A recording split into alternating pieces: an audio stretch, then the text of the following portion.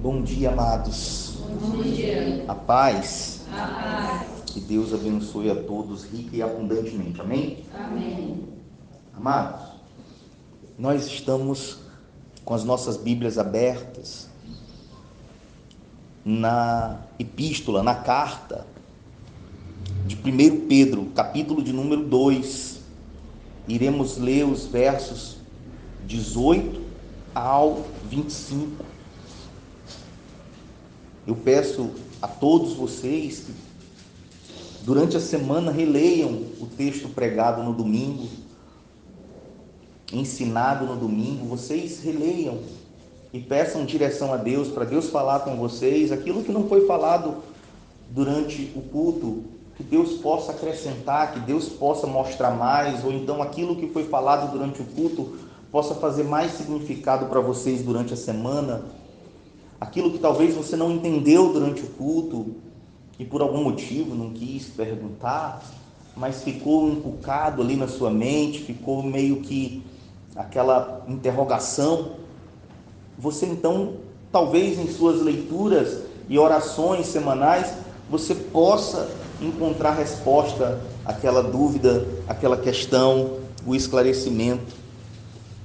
E também você faça a leitura do que nós iremos ler. Faça a leitura do que lemos no domingo e aproveita a semana, para que você possa fazer a leitura do próximo domingo. Porque quando nós estamos pregando assim sequencialmente as escrituras, você já sabe o que vai ser pregado domingo. Você já sabe o que é que vai ser lido no domingo, o que vai ser exposto.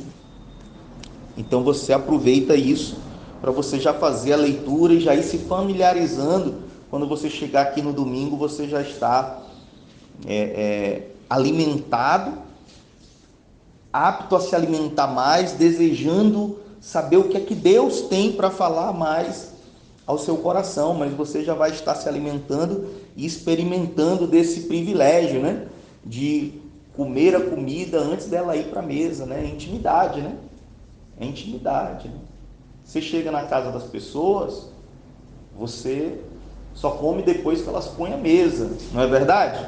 Mas na sua casa, você vai ali, prova um pouquinho antes, Não é assim que se faz? Então, você tem essa oportunidade de se alimentar durante a semana do texto bíblico, das Sagradas Escrituras. Amém? O apóstolo Pedro aqui, nós temos visto que desde o início ele indica os seus ouvintes, indica quem são esses seus ouvintes, esses seus leitores, e ele demonstra que esses leitores, que esses ouvintes dessa carta, e quando eu falo ouvintes é porque nem todos tinham o privilégio de pegar a carta e ler, Não havia uma carta para cada um, era uma carta para a igreja, então um lia e os outros ouviam. Então Pedro sabia que esses seus ouvintes, eles eram peregrinos, eles eram forasteiros, eles viviam ali naquela região, não numa situação muito favorável, mas numa situação de imigrantes, numa situação às vezes de necessidade, numa situação às vezes de serviço, uma situação às vezes até mesmo de escravidão para a época. Não devemos imaginar todas as vezes que lermos na Bíblia a palavra escravos como a escravidão que tivemos aqui no Brasil, como a escravidão que tivemos aqui com relação aos nossos irmãos africanos. Não é a mesma, não é o mesmo modo, Muitas vezes existem duas palavras na Bíblia, e aqui não precisa eu estar falando para vocês esses detalhes que são bobos, mas eu quero que você entenda que existem duas palavras no grego para se denotar escravo. Tem o escravo que era apenas um servo doméstico, e tem uma outra palavra grega que é o escravo realmente que não tinha muito conforto, que não tinha muito direito, que não tinha nada. Agora, muitas das vezes você vai ler a palavra escravo na Bíblia e ela não tem o mesmo sentido que para nós tem hoje. Naquela época, escravo era a forma de chamar talvez um empregado, um prestador de serviço, um material de trabalho. Amém? E as palavras e os termos vão mudando ao longo dos tempos, né? Hoje não é mais recurso humano. Hoje é gestão de pessoas. Porque as coisas vão evoluindo. E o tratamento vai sendo diferente. Então, como que você vê os funcionários na sua empresa? Como recurso humano? Você está ultrapassado. Você está... Olha só. Para 20 anos atrás estava tudo ok. De 20 anos para cá, agora são ativos, são pessoas, são parceiros. Muda os termos, mudam as terminologias. Então, se muda de 20 anos para cá, imagina o que não muda em 2000 anos. Então, o termo escravos nem sempre é tão pejorativo assim, quando se pensa no tempo em que foi escrito. Amém? Está falando muitas das vezes de servos. Tá? Então vamos lá. Servos. Por isso que o apóstolo Pedro, falando a esses cristãos que estão nessa região da Ásia Menor, que ele declara ali, já no primeiro capítulo, nos primeiros 2 versículos, ele indica onde é que essas pessoas estão, e ele tratando elas, eles dizem: servos, sede submissos, com todo o temor ao vosso Senhor, não somente se for bom e cordato, mas também ao perverso. Isso é muito profundo. Isso é muito profundo. Aqui, o Espírito Santo está orientando a igreja, está orientando os cristãos, os novos convertidos, a serem cordatos, a serem bons, a seguirem uma boa conduta, um bom comportamento para com os seus senhores. Eles devem ser submissos, se submeterem aos seus senhores. E veja, com um detalhe: não somente se for bom e se for carinhoso, se for educado, se for cordato. Se submeta ao seu senhor, se submeta ao seu patrão, se submeta à autoridade que está acima de você, não somente se ela for boa. Porque alguém pode dizer: não, vou me submeter, amém, mas também não posso aceitar isso, porque fulano é mau. E veja que contrassenso, que coisa terrível para nós seres humanos. Essa orientação é totalmente contrária aos nossos pensamentos. É totalmente inaceitável para o nosso senso de justiça. A gente vai ter a tendência de dizer: não, é bom se submeter quando a pessoa é legal, quando a pessoa é bacana e tal. Mas quando a pessoa é chata, quando a pessoa é mal educada, quando a pessoa é inconveniente, como que eu vou me submeter? E a orientação para esses cristãos era essa, que eles se submetessem. E com essa advertência, né? com esse entendimento, não somente se forem bons, mas também ao perverso, porque isto é grato. É que alguém suporte tristezas, sofrendo injustamente por motivo de sua consciência para com Deus. Porque isto é bom, isto é grato. que alguém sofra o quê? Injustiça. Por motivo de sua consciência para com Deus. Isso, até agora, é muito inaceitável para nós. E sempre vai ser. Isso é realmente para ferir aquilo que nós entendemos do que é justo, do que é certo, do que é humanamente aceitável. Isso aí é totalmente contra os nossos desejos. Mas a palavra de Deus está dizendo que se submeter aos superiores, mesmo que eles sejam perversos, muitas das vezes tratem o crente mal, humilhem o crente no local de trabalho, persigam o crente porque é crente, ou persigam ele apenas por ele fazer o que é bom, o que é justo. Isso é grato. É grato porque, versículo 19 diz, porque isto é grato, que alguém suporte o quê? Tristezas, sofrendo injustamente, por motivo de sua consciência com Deus.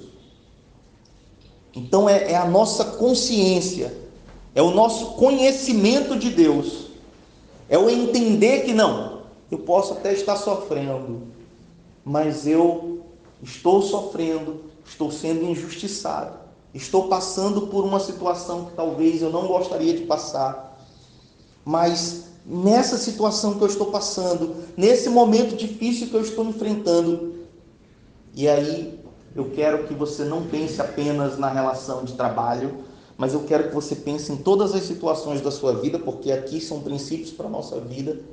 Eu quero que você pense que em qualquer situação que você esteja passando, que você se sinta injustiçado, você deve ter uma postura de consciência de Deus e de entendimento de que Deus está no controle de todas as coisas, de que Deus não está permitindo você passar por aquilo em vão. Você tem uma consciência, por causa do seu conhecimento de Deus, você se submete a enfrentar situações difíceis, fazendo muitas das vezes coisas boas. Vocês já devem ter ouvido uma interrogação, ou uma pergunta assim, ou um ditado, não sei, está na boca das pessoas, é comum na boca das pessoas que uma certa pergunta: por que pessoas boas sofrem? Por que pessoas boas passam por dias maus? Por que pessoas boas também perdem? Por que nem sempre o bem prevalece, como a gente está acostumado a ver nos desenhos animados? O bem vai sempre prevalecer, mas a gente percebe que tem pessoas boas que também padecem. A gente percebe que tem pessoas legais que também são enganadas. A gente percebe que tem pessoas que passam por essa vida que são pessoas santíssimas, mas que às vezes não têm o que uma pessoa muito mal e perversa tem. A própria palavra de Deus está dizendo aqui que tem cristãos salvos que estão sendo subordinados e devem, já que estão naquela situação. Pedro não está dizendo que esse é o lugar do cristão. O cristão também pode ser o patrão, tá? Mas o texto aqui não está falando desse cristão que é patrão. O texto aqui está falando do cristão que é servo e que tem que se submeter. Amém? Lá em Efésios, quando a gente for ler em Efésios, a gente vai falar do cristão que é patrão. Lá em Tiago, a gente vai falar do cristão que é patrão. Mas aqui o texto não está falando do cristão que é patrão, então está falando do cristão que é servo. Então vamos falar do cristão que é servo. Vamos ter paciência. Amém? Então, aqui o cristão servo, ele está passando por situações difíceis. E aí a gente entende que tem alguém mau, até mau, né? Porque o apóstolo Pedro coloca aqui dois tipos de senhores: um bom, um cordato, uma pessoa finíssima, uma pessoa educada, que trata os servos bem, mas tem uma pessoa aqui mal, perversa, que Então é perverso, mas está acima do cristão, ué. Isso é o que a gente vê na vida. Isso é o que a gente vê na vida. Não é o que a gente ouve nas pregações. As pregações dizem que o cristão sempre vai estar por cima, nunca vai passar aperto. As pregações inventadas aí dizem que só vai estar por cima e nunca por baixo, e que nunca vai passar aperto, e que nunca vai perder nada, e que nunca vai se submeter a ninguém. Mas a Bíblia está dizendo, não, se submeta. Se submeta ao bom patrão e também ao mal, se for o caso. E ele diz assim, olha, porque isto é grato que alguém sofra tristezas,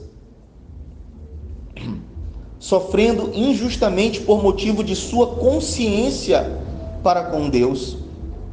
Pois que glória há, se pecando e sendo esbofeteados por isso, o suportais com paciência. Então está lá a pessoa que pecou, está lá a pessoa que fez o errado, sendo esbofeteada, e ela diz, não, mas eu vou aguentar com paciência.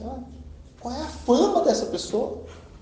Qual é a vantagem dessa pessoa? Que glória há nisso? Não, eu errei, eu vou agora aguentar. Amém, ela está pagando pelo que ela fez. Mas o que Deus está dizendo aqui, que a maior glória é você, às vezes, até ser esbofeteado sem ter feito nada. Olha aqui, gente, vou repetir para ser bem didático e para ficar claro na nossa cabeça. E isso aqui é inaceitável a nós. Porque nós vamos dizer assim, ó, o que nós vamos dizer assim, se eu tivesse feito por onde, tudo certo. Mas eu não fiz por onde. Fulano está sendo injusto comigo. O mundo está sendo injusto comigo.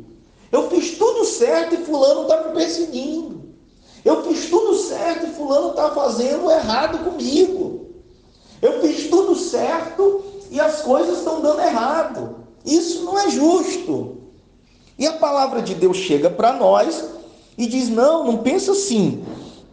Olha, que louvor há, versículo 20, que glória há, se pecando e sendo esbofeteados por isso, por causa do pecado, o suportais com paciência.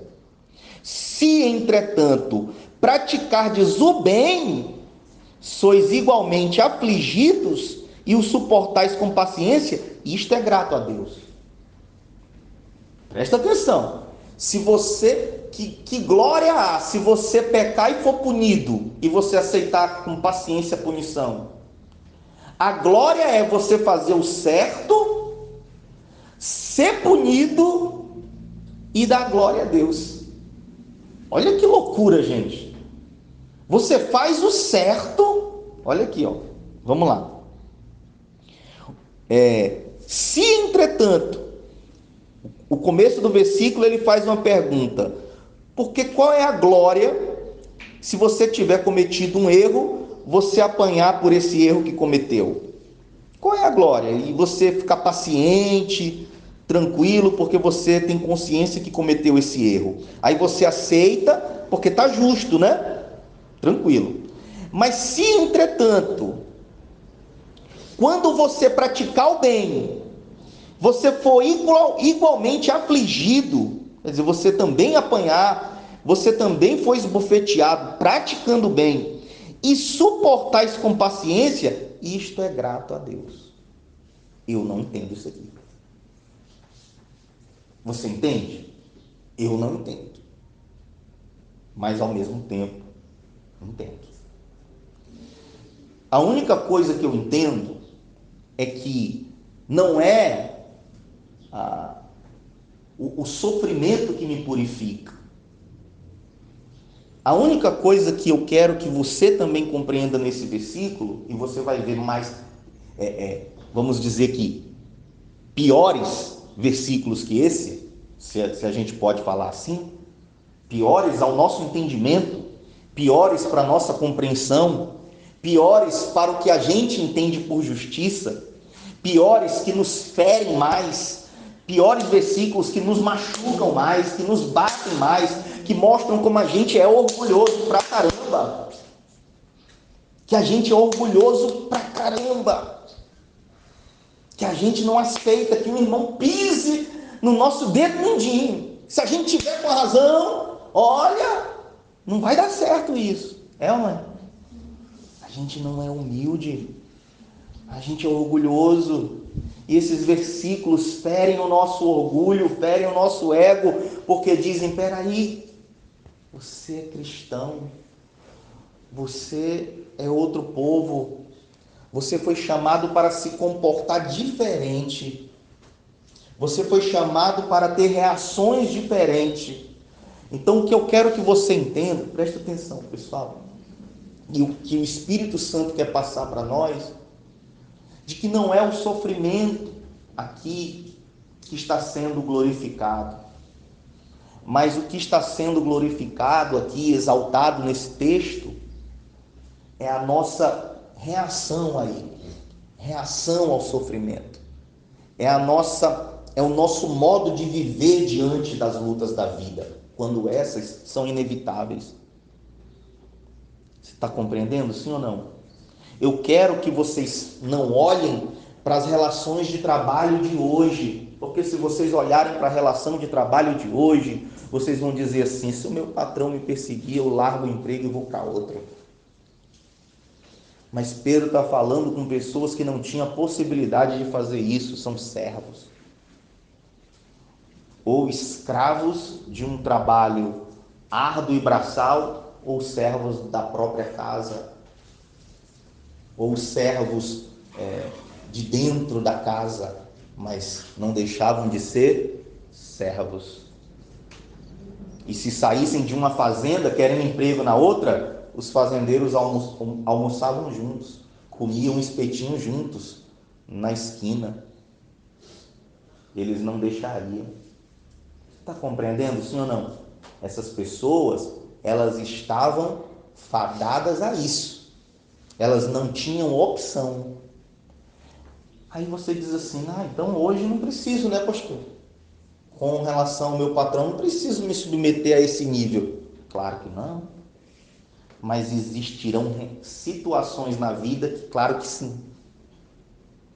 Existirão situações de sofrimento, como um câncer, que independente se você for cristão, crê muito em Deus ou não, você vai ter que passar por aquele sofrimento muito melhor do que um não crente.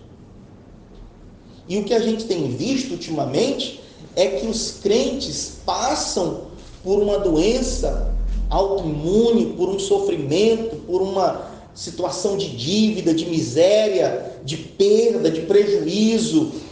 Os crentes passam por essa situação muitas das vezes mais fragilizados e mais emocionalmente destruídos do que um não crente. Porque os crentes estão todo o tempo sendo iludidos com mensagens de que eles não vão sofrer nada, de que aqui é a nossa vitória e não o reino dos céus, e não a salvação, não é aqui, é aqui, é aqui. É tudo aqui, é tudo para o agora. Você está compreendendo, sim ou não? Crentes fazem a pergunta assim, como esses dias eu tive que ouvir essa pergunta, vem cá, pastor, mas no final tudo vai dar certo, né? A palavra de Deus diz que no final tudo vai dar certo para nós, né? Aí eu disse, qual é o final? Qual é o final? O final é aqui nessa terra? É isso que vai dar certo? E se der errado até o fim? O que importa é a salvação, é a vida eterna. Isso é o mais especial, mas a pessoa está preocupada, antes dela ir para a vida eterna, ter dado tudo certo aqui na terra para ela. E nem sempre vai dar tudo certo. Em alguns momentos, o que o Espírito Santo está dizendo aqui, através da carta de Pedro, a gente vai ter que engolir sapo. A gente vai ter que saber reagir bem em situações muito difíceis, muito complicadas, muito desfavoráveis a nós. Você está compreendendo, sim ou não? E aqui diz, olha, pois que glória há, se pecando e sabendo, se pecando e sendo esbofeteados por isso, o suportais com paciência. Se, entretanto, quando praticais o bem, sois igualmente afligidos, Uai, como assim?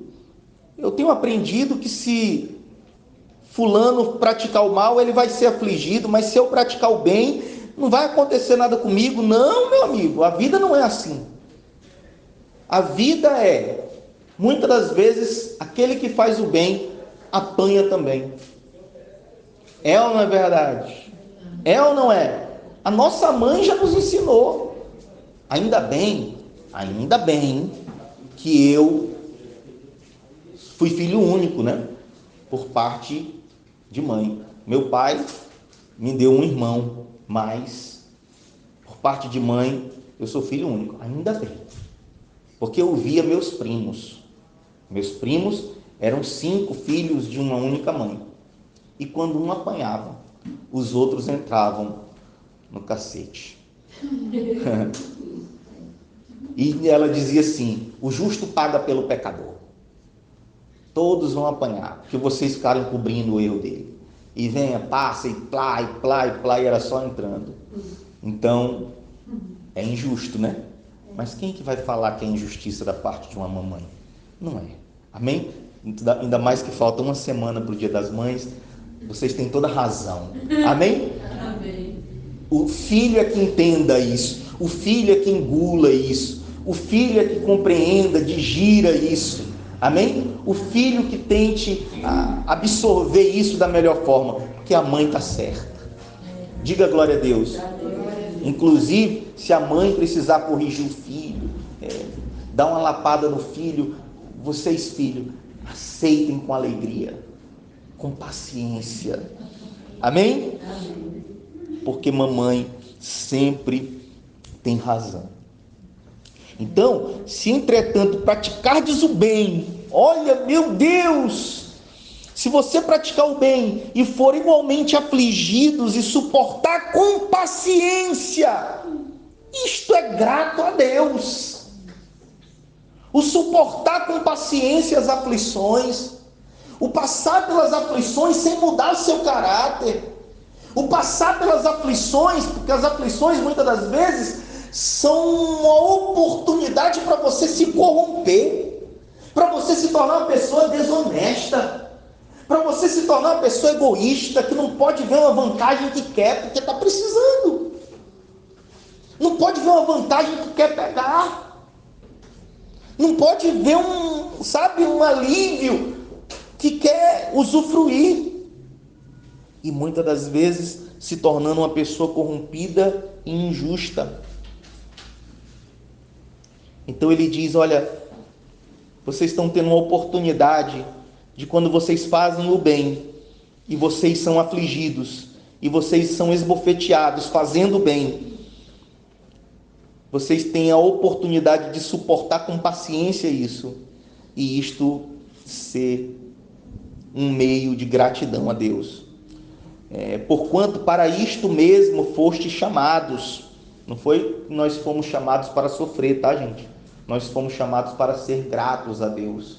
Nós fomos chamados para passar pelas situações da vida com paciência, sendo gratos a Deus e com um senso interno de uma justiça não nossa, mas uma justiça onde Deus vai ser glorificado. Do que adianta você se rebelar contra os seus patrões? Do que adianta você se rebelar contra a vida e o seu Deus ser envergonhado? Se você tiver uma consciência de Deus, você vai se manter mais tranquilo, mais sereno, mais pianinho, mais humilde, mais soviético. Amém? Você está compreendendo? Sim ou não? Sim. Porque você tem uma consciência de Deus e você é grato a Deus. Você se mantém calmo, você se mantém paciente, você tira essa vontade humana de dizer: eu estou sendo injustiçado, eu não quero nem saber a quem que eu vou desagradar, se é a Deus ou se é ao mundo. Eu quero a justiça para mim. Quando você aceita com paciência muitas das lutas da vida, muitos dos sofrimentos da vida, você está dizendo: Deus, eu sou grato a Ti. Deus, eu não posso jamais perder o meu amor por Ti. Isto é grato a Deus. Portanto, para isto fostes chamados, pois que também Cristo sofreu em vosso lugar, Pedro aqui, ele traz o apóstolo Pedro aqui, através do Espírito Santo, ele traz o sofrimento de Cristo. No mesmo contexto que ele está falando com os irmãos que sofrem, que estão sendo subordinados, que estão sendo esbofeteados, Pedro vem e traz Cristo. Pedro vem e traz o sofrimento de Cristo para dizer: olha, vocês não estão sós, porque porquanto para isto mesmo fostes chamados, pois que também Cristo sofreu em vosso lugar. Cristo não tinha culpa, Cristo foi esbofeteado, Cristo se submeteu ao Pai, Cristo não pensou na própria glória, Cristo não pensou em adquirir para si, amontoar para si majestades aqui nesse mundo, mas ele veio com uma gratidão ao Pai toda hora, dizendo: Pai, seja glorificado em mim, eu seja glorificado nele. É tudo que eu estou passando é com a consciência do Pai. Cristo tinha essa consciência do Pai. Cristo sofreu em nosso lugar, não no lugar dele, não por culpa dele, mas por culpa nossa. E aí o apóstolo Pedro vem e diz: olha, vocês têm que suportar as aflições, vocês têm que, muitas das vezes, até quando vocês são esbofeteados, serem humildes, se submeter aos bons, se submeter aos maus. Vocês têm que ser gratos a Deus. E aí o Espírito Santo traz o exemplo de Cristo, pois ele também sofreu e ele não tinha culpa, ele sofreu no lugar de vocês. E ele a sofreu com paciência. E a palavra de Deus diz que ele não abriu a boca, mas como uma ovelha muda foi ao seu tosqueador. Amados, Cristo nos dá uma lição. Perante Pilatos, Cristo praticamente não abriu a boca. Cristo não pediu juízo próprio.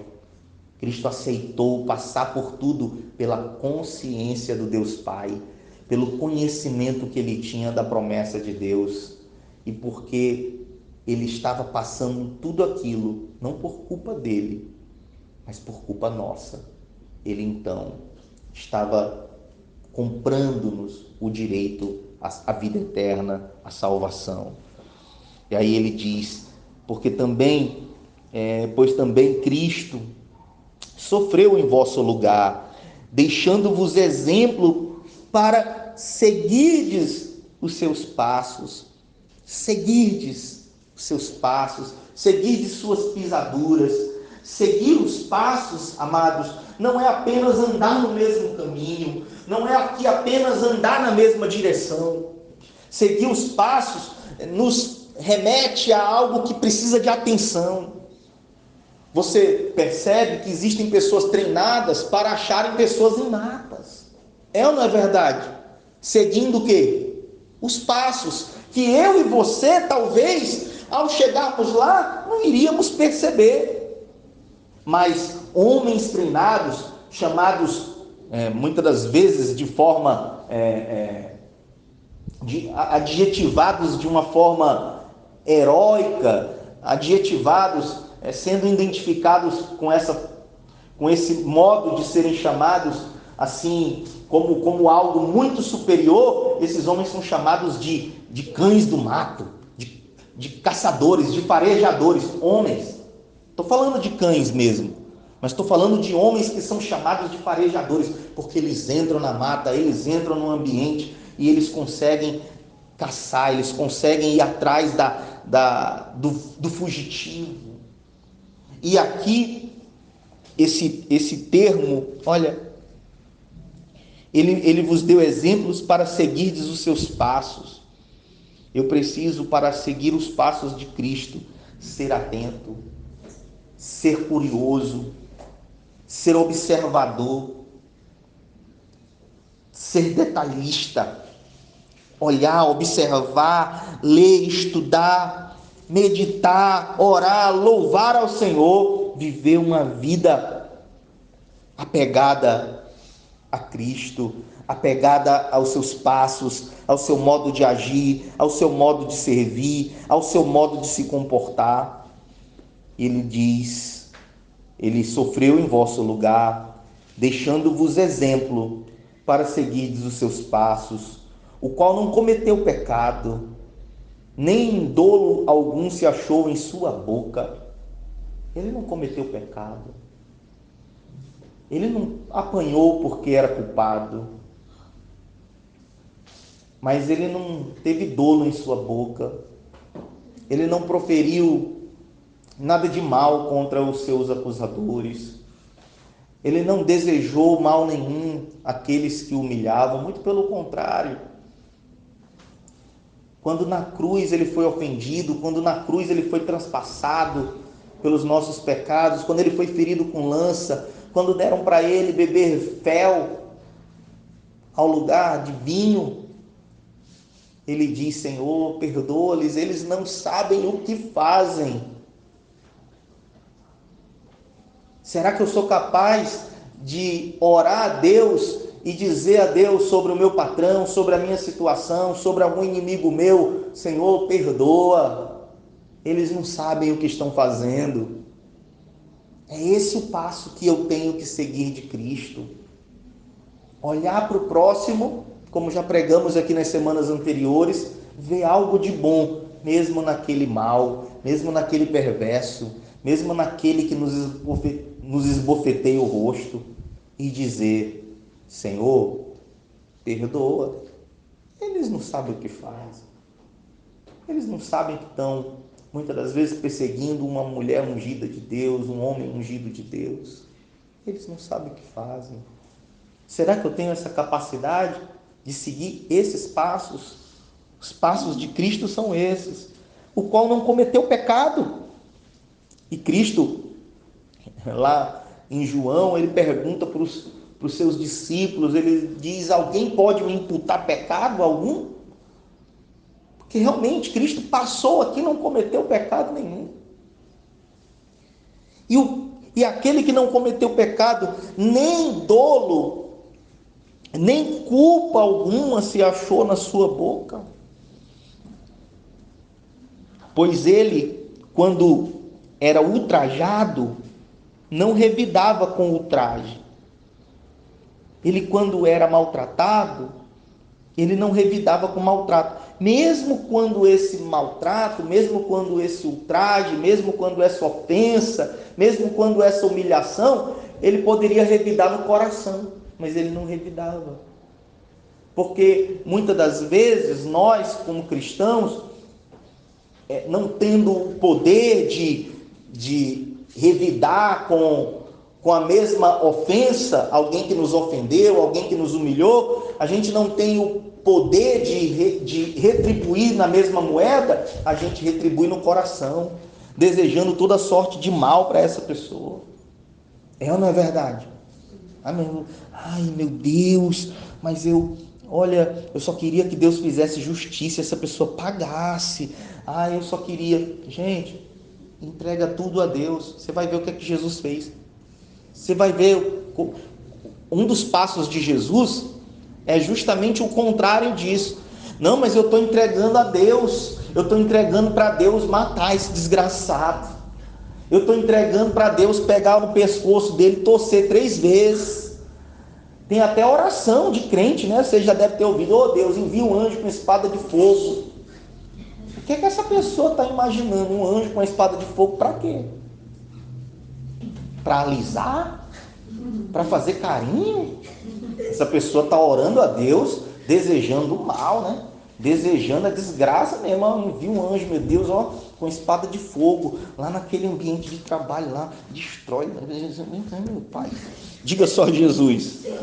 Não, isso não é crente, isso é o demônio.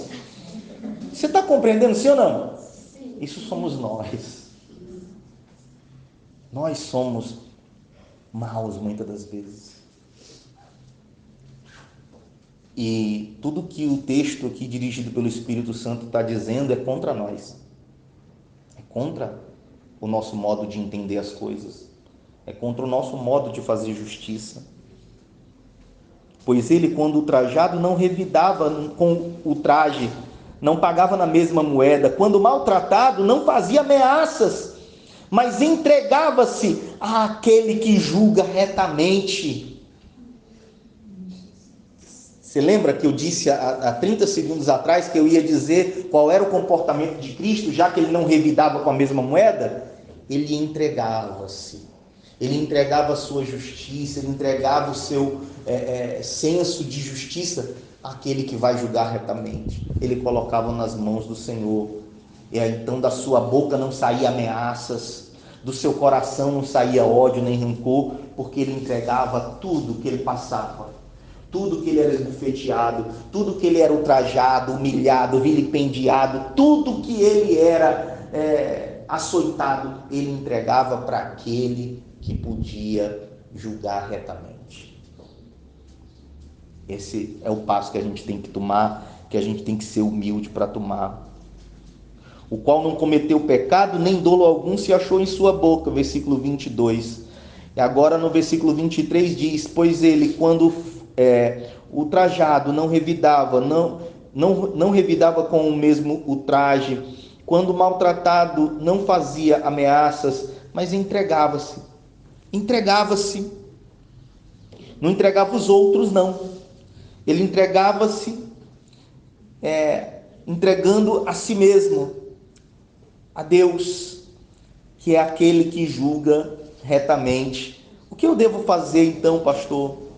Quando eu passo por aflições, por lutas, por injustiças, eu devo me entregar retamente, ou me entregar àquele que pode me julgar e julgar os outros retamente. Tem um livro de Viktor Frankl que eu tirei aqui uma citação dele, eu queria ler para vocês. Viktor Frankl, ele sofreu nos campos de concentração. Então ele foi muito humilhado, ele conheceu o sofrimento de perto. Ele conheceu o sofrimento de perto. Ele sabe o que é sofrer. Ele sabe o que é passar por aflição, por ver a morte dos seus, por ver o risco da sua própria morte. E Viktor Frankl falou assim, olha que trecho lindo do livro de Viktor Frankl. Parece que ele leu Pedro. Parece que ele leu o que o Espírito Santo falou para Pedro escrever. Olha o que Viktor Frankl falou. Um homem, talvez, que sofreu mais do que todos nós aqui dentro dessa sala possamos ter sofrido. Ele sofreu muito. E no meio ao sofrimento, ele escreve sobre o sofrimento. Então ele escreve do que ele entende. Ele diz assim, olha o entendimento e a noção de dar um significado às coisas da vida, aos sofrimentos da vida. Olha o que ele fala. Quando um homem descobre que seu destino é sofrer, eita, já pensou? Nós estamos aqui, nós não sabemos qual é o nosso destino. A gente ainda tem possibilidades, estamos livres, estamos soltos, podemos trabalhar, podemos perder, podemos ganhar. Nós não sabemos o nosso destino.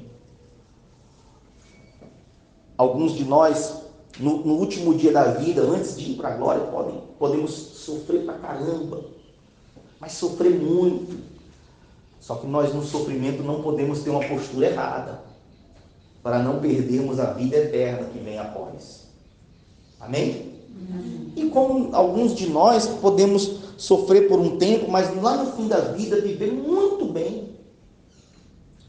Só que não podemos viver bem com a postura errada, pegando a vida boa para esquecermos de Deus, pegando os presentes que Deus nos dá numa vida boa, para usarmos esses presentes contra Deus, que aí também vamos para longe da vida eterna.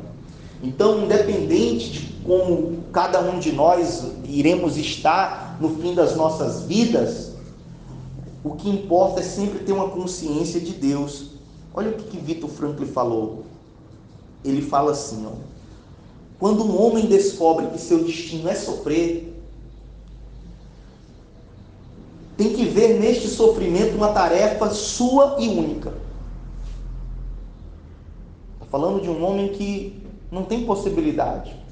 Está falando de um homem que entendeu, descobriu, e deve ser uma dor muito grande você chegar num determinado momento da sua vida e você descobrir isso aqui, que o seu destino é sofrer, já acabou. Muitos vão dar um tiro na cabeça, muitos vão se desesperar, muitos vão se magoar, muitos vão adotar uma postura errada com relação à vida e às pessoas, muitos vão passar a ver todos como inimigo, é ou não é verdade? Mas o que ele diz é, quando um homem descobre que o seu destino é sofrer, ele tem que ver neste sofrimento uma tarefa sua e única. Sua e única. Mesmo diante do sofrimento, a pessoa precisa conquistar a consciência de que ela é única e exclusiva em todo o cosmocentro deste destino sofrido. Diga só, Jesus. Ninguém pode assumir dela isso. Ninguém pode sofrer no lugar dela. Se ela descobriu que o destino dela é sofrer. Se ela chegou à conclusão que, dessa vida aqui eu estou indo para uma câmara de gás. Meu destino é sofrer. Agora eu vou ser preso eternamente em determinada situação. Perdi as 2 pernas, perdi os 2 braços. Vou precisar me alimentar sempre com alguém colocando na minha boca. Eu descobri que o meu destino é sofrer. E agora? E agora? Como que eu vou reagir diante da vida? E ninguém pode me substituir nisso. Ninguém pode tomar meu lugar nisso. Então, mesmo diante do sofrimento, a pessoa precisa conquistar a consciência que ela é única e exclusiva em todo o cosmocentro deste destino sofrido. A pessoa precisa conquistar a consciência, mesmo diante do sofrimento. Mesmo diante do sofrimento, a pessoa precisa conquistar a consciência. Não é o que o Espírito Santo falou? Através de Pedro? É ou não é verdade? Isso é consciência em Deus. Viktor Frankl não fala que consciência é essa. É uma consciência para a vida. É uma consciência para as coisas. É uma consciência para as pessoas. Mas a palavra de Deus nos diz qual é a consciência que a gente tem que ter diante das lutas da vida.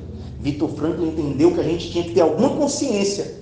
Se a gente entender que o nosso destino é sofrer, se a gente entender que não tem mais jeito, mesmo diante do sofrimento, não adianta espernear, chorar, reclamar. A pessoa tem que conquistar a consciência de que ela é única e exclusiva em todo o cosmocentro, em todo o universo deste destino sofrido que é o dela.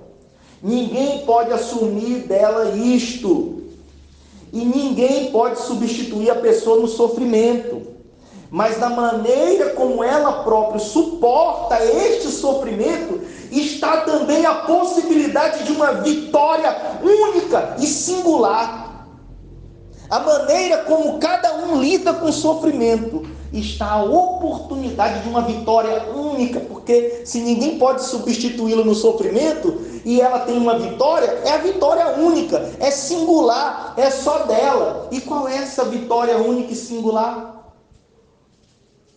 É a possibilidade de ter passado pelo sofrimento com boa consciência. Essa é a vitória. É a possibilidade de ter ressignificado, dado um novo sentido e significado a esse sofrimento e essas lutas da vida. Você está compreendendo, sim ou não? A oportunidade de quem sofre é a oportunidade de se reinventar. É a oportunidade de se tornar uma pessoa melhor.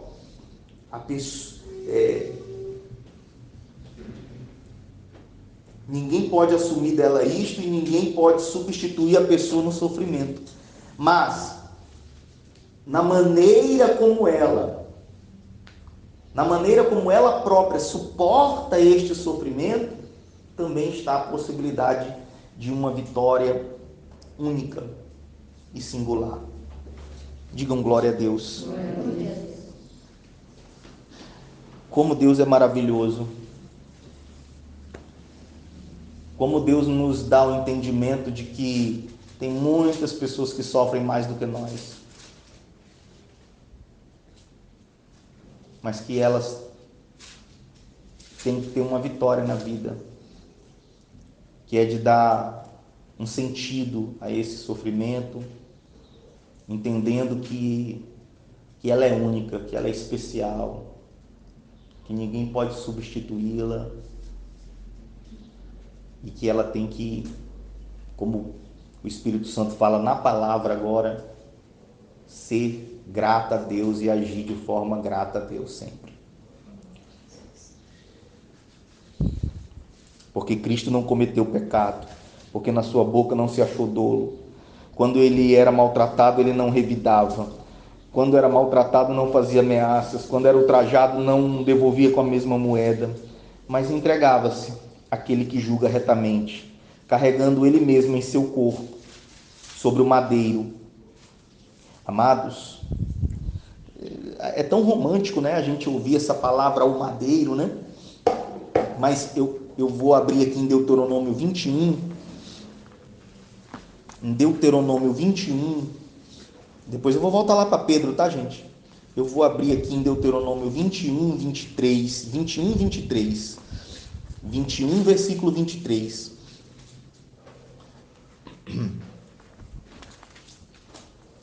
O apóstolo Pedro conhecia, tá, gente? O Antigo Testamento. Nesse texto que nós estamos lendo de Pedro, ele vai citar Ezequias, ele vai citar Isaías. Então, tudo que ele fala, ele conversa com a palavra de Deus inteira. E aqui em Deuteronômio,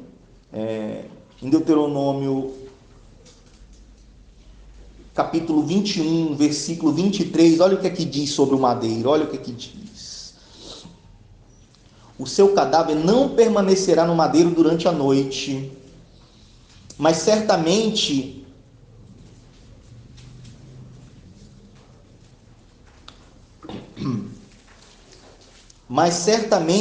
o enterrarás no mesmo dia, porquanto o que for pendurado no madeiro é maldito de quem? É maldito de Deus. Aqui não está falando sobre Jesus, tá, gente? Aqui não está falando sobre o Messias. Isso aqui não é uma profecia. A gente tem que entender o que é um texto profético.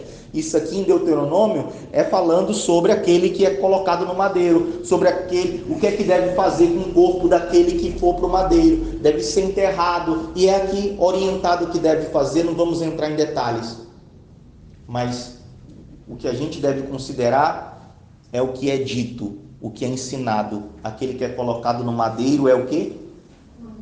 É maldito de quem? De Deus. Nós vamos já entender melhor. Gálatas capítulo 3.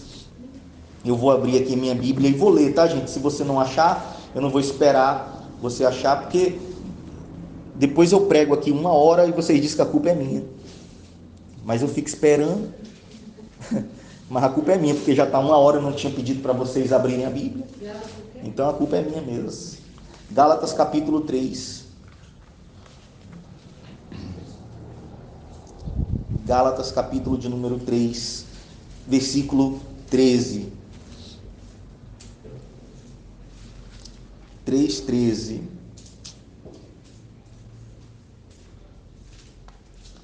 Cristo nos resgatou da maldição da lei, fazendo-se Ele próprio maldição em nosso lugar. Porque o que está escrito em Deuteronômio? Que aquele que vai para o madeiro é maldito de Deus. Mas existia algo que era mais maldição para nós, que era a lei, que era o castigo da lei. Então Cristo nos resgatou da maldição da lei, do legalismo. O legalismo, pessoal, não é que o cumprimento da lei é maldição. O que torna-se maldição é a dependência da lei. Porque se a gente dependesse da lei para nos salvar, estaríamos perdidos, porque não conseguimos cumprir a lei perfeitamente. Então a lei torna-se maldita, não porque ela não deve ser praticada. Não matarás, continua valendo, não mate. Não roubarás continua valendo. Não entenda que essas leis acabaram, mas coitado de quem só vive por elas e não entende Cristo e não tem consciência de Cristo e vive só pelas leis, vive só pela moral e não pelo espiritual, vive só pela ética, só por uma conduta conservadora, mas não vive por Cristo. Você está compreendendo, sim ou não? O conservadorismo sem Cristo é perdição.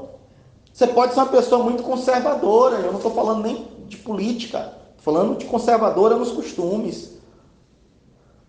Você pode ser uma pessoa reta, não erra, não fala mal de ninguém, é justa, é boa, é sincera. Você pode achar que você é tudo isso, mas no fundo todos somos pecadores. E se não for o sacrifício de Cristo por nós, estaremos perdidos. Se você confiar na sua lei própria, só pelo que a gente já leu aqui em Pedro, a gente já viu que o nosso senso de justiça é todo errado, porque a gente quer fazer justiça quando alguém nos aflige, e não pode. Então, a gente já vai vendo que diante de Deus é um pouco complicado. Como Jesus disse, aquele que serve será o maior. Aquele que é mais humilde. Olha que errado, né? Para o nosso juízo, para o nosso entendimento. Aquele que serve é o maior, o último será o primeiro? Não, aqui no mundo o primeiro será o primeiro, e o último será sempre o quê? O último. Mas no juízo de Deus, no entendimento de Deus, é o contrário. Tem umas coisas que Deus é contraditório a nós. Ou será que nós é que somos contraditórios a Ele? Porque no senso de Jesus é isso, olha, o mais servo de todos será o maior de todos, aquele que mais servir. E a gente vai vendo que isso é uma verdade, né? Que Jesus foi um grande mestre mesmo. Que sabedoria maravilhosa, né? Quem que mais serve aí as pessoas? Não é Bill Gates? Não é Elon Musk? Não é Jeff Bezos da Amazon? Não é o Google? Não é o Mark Zuckerberg do Facebook? Que agora do Instagram? Não é ele que mais tem servido? É ele que tem sido o maior, financeiramente falando. É um princípio para a vida. Aquele que mais serve é o maior. Aquele que é mais humilde, aquele que mais presta serviço, aquele que mais entende o consumidor, aquele que mais se coloca com empatia no lugar do cliente, aquele que mais atende bem, aquele que mais agrega, aquele que mais as pessoas indicam, esse que é mais servo, esse acaba se tornando maior mesmo, né? Isso eu falando aqui dos negócios, mas na vida também. Amém? Vamos lá. Então aqui em Gálatas capítulo 3, versículo 13, diz o quê? Cristo nos resgatou da maldição da lei, fazendo-se Ele próprio maldição em nosso lugar, porque está escrito, maldito todo aquele que for pendurado no madeiro. Você já sabe onde é que está escrito, não sabe? Deuteronômio 21, 23. Amém? Digam glória a Deus. Então, por isso que, aí vamos voltar para Pedro, por que eu abri esse parênteses para ir falar sobre o madeiro? É para quando você lê a palavra madeiro aqui, você entender a profundidade disso. Que Cristo se fez foi maldito, maldição. Que Cristo foi envergonhado, não só diante de Deus, mas diante de todo o povo de Israel, que entendia, que conhecia, que tinha esse entendimento de que qualquer miserável que fosse parar no madeiro era um maldito de Deus. Não tem nada de Deus aquele que para no madeiro. Não tem nada de bom aquele que vai ser pendurado no madeiro. Você está vendo que loucura? Como que o evangelho deu certo, tendo tudo para dar errado? Porque Cristo foi pendurado no madeiro numa cultura onde ser pendurado no madeiro era uma maldição. As pessoas o amaram, o adoraram e viram que era Deus no madeiro. E isso que é lindo, amados. carregando Ele mesmo em seu corpo, sobre o madeiro, os nossos pecados, para que nós, mortos para os pecados, vivamos para a justiça. Então, mortos para e vivendo para. Mortos para o pecado, e pecados aqui no plural, porque são todas as tentações que estão diante de nós, e não somente mas todas as tentações que afligem esses crentes ali na Ásia Menor, e tentações que vêm nos afligindo hoje, no nosso atual contexto de vida. Então nós temos que estar mortos para os pecados dessa vida, e possamos viver, é tudo uma continuidade, mortos para o pecado, vamos vivendo mortos para o pecado, né? Vivendo mortos, né? Mas mortos para o pecado, e vamos também viver para a justiça. Mortos para o pecado e vivos para a justiça. Por suas chagas, por suas feridas, fostes sarados. Porque estáveis desgarrados como ovelhas. Agora, porém, vos convertestes ao pastor e bispo da vossa alma. Porque estáveis desgarrados. Vocês estavam perdidos nesse mundo. Vocês seriam esbofeteados pelo patrão de vocês, mesmo que vocês não achassem Cristo. É o que Pedro está dizendo. Vocês passariam pelas mesmas humilhações, mesmo que vocês não conhecessem a Deus e tivessem a consciência de Deus. Só que vocês iam passar por essas privações e essas humilhações com um mal, uma amargura, uma sombriedade no coração de vocês, um desejo de vingança, um desejo de fazer o mal, um desejo de se vingar, um desejo de também dar um prejuízo para o patrão. Vocês iam passar pelas mesmas lutas que vocês estão passando se vocês não conhecessem a Cristo. E vocês estão passando por elas conhecendo a Cristo. Mas antes vocês eram ovelhas desgarradas. Agora vocês encontraram o quê? Vocês estavam como ovelhas, desgarradas como ovelhas, agora, porém, vocês se converteram, vocês se voltaram, né? Converter é se voltar para um outro caminho. Vocês se converteram ao pastor, aquele que cuida das ovelhas. Vocês agora encontraram, vocês estavam desgarradas, mas agora vocês voltaram e vocês encontraram com um pastor que vai guiar vocês, que vai levar vocês às águas tranquilas, que vai dar refrigério para a vossa alma, porque ele é bispo da vossa alma. Bispo é um supervisor. Quando a palavra de Deus fala sobre bispo, você entende que é um supervisor. Hoje seria aquele que cuida das coisas, né? Então, hoje eu sou pastor aqui, mas a partir do momento que eu tiver, por exemplo, outros lugares, pastores ao meu cuidado, ao meu olhar, que eu pastoreio esses pastores, que eu ajudo esses pastores no entendimento da Escritura, no entendimento de como cuidar de pessoas, nesse momento eu estou fazendo o serviço de um bispo. Não precisa ser chamado de bispo, continuo sendo chamado de pastor. Eu acho bom ser chamado de pastor. Não precisa o nome de bispo. Bispo não é um título, bispo seria aqui uma função. Amém? Então, o bispo é aquele que cuida da vossa alma. Esse é Deus. Bispo com B maiúsculo. Bispo, aquele que cuida da vossa alma. Digam glória a Deus. Amados, vamos ficar de pé. Vamos adorar o Senhor.